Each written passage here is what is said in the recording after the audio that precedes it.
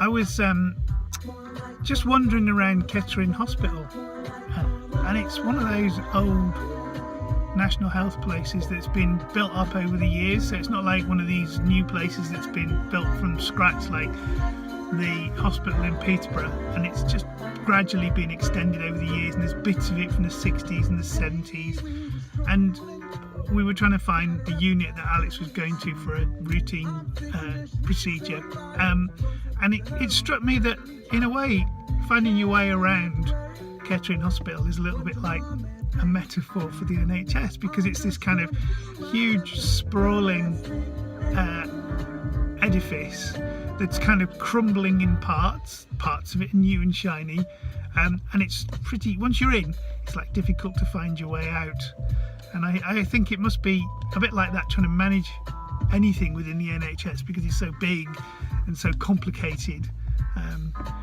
So, and now, and on the basis of the fact that I didn't want to pay for parking, I've wandered down. You notice that I'm parked outside Halfords on a retail parking in Kettering, so that I don't have to pay for the parking. It's interesting that I went there a few years ago for a similar procedure, and when I drove in this time, it looked completely different, because the one thing that they built that was different from the last time was they built a little multi-storey car park, and I'm pretty sure that the multi-storey car park didn't exist the last time.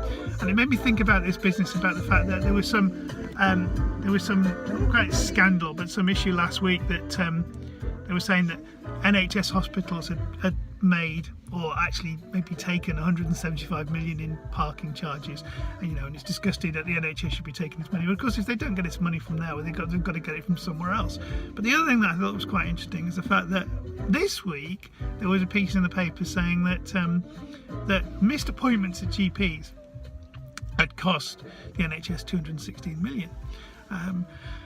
So I thought, well, what they should do is that anybody who misses an appointment, they should charge them the parking fees for the people who are going to hospitals, and then the 260 million that gets lost from the GP practices should go into hospital parking. I don't know, an idea.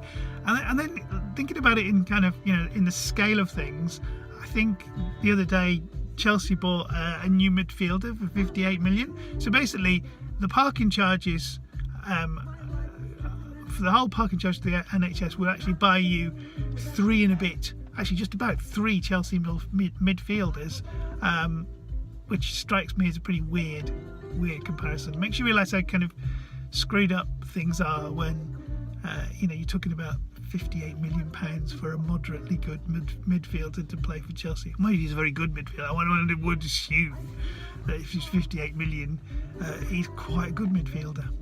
So that's enough of activity from outside Halfords in, just to check, you see, definitely it's Halfords, in Kettering.